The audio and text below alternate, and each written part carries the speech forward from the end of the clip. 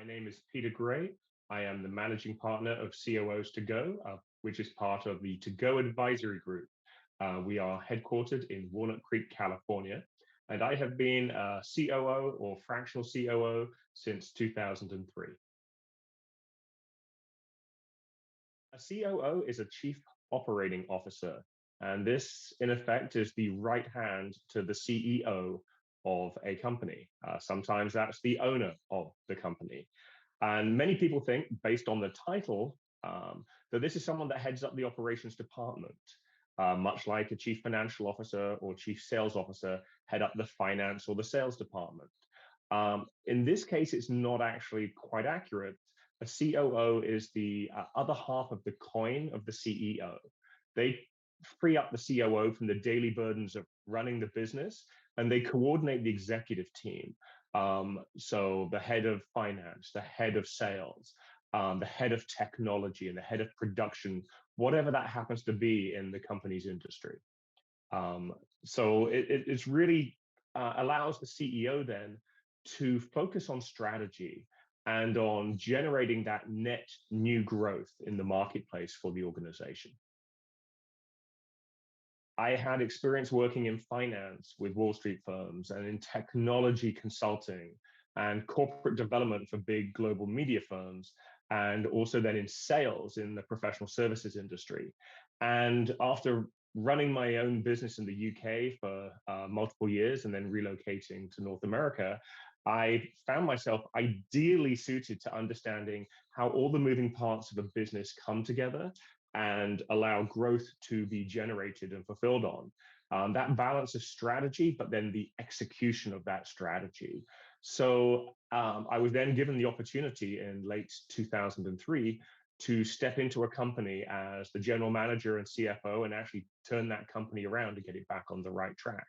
And really, I've kept doing that ever since in a multitude of different industries, both in the Midwest, where I started out then, and here on the West Coast. Well, it can be a wide range of reasons, and I won't give some lengthy list now, but maybe three different examples might be useful.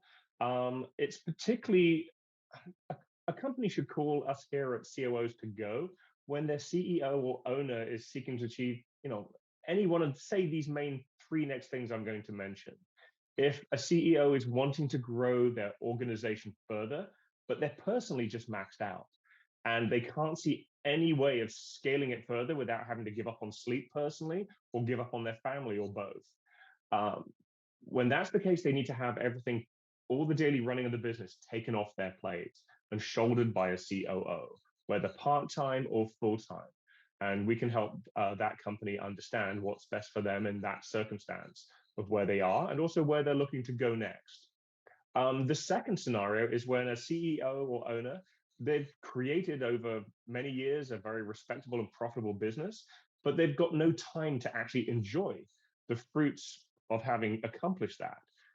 They find themselves not only running the business as they should, but also now they can see clearly that the business is also running them.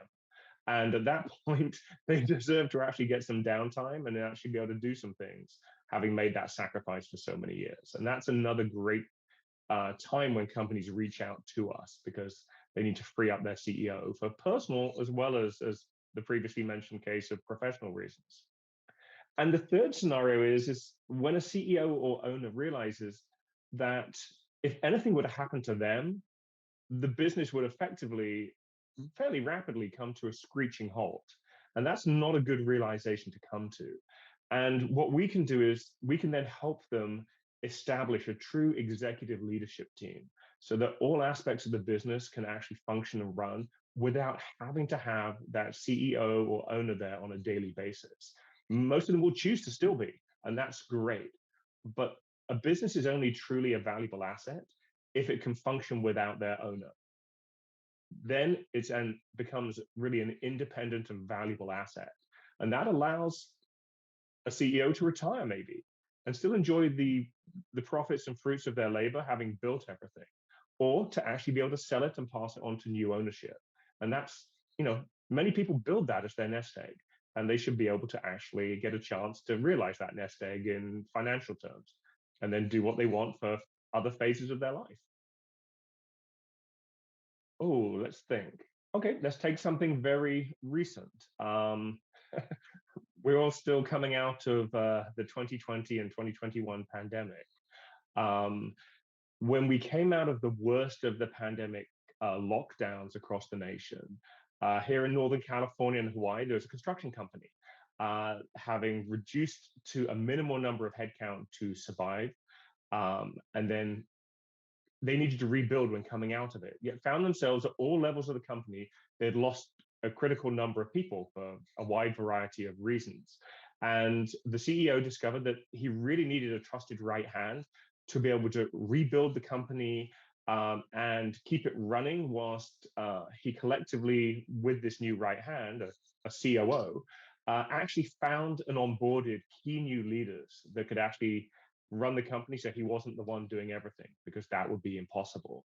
And 8 months later, we now have a whole new leadership and executive team in place.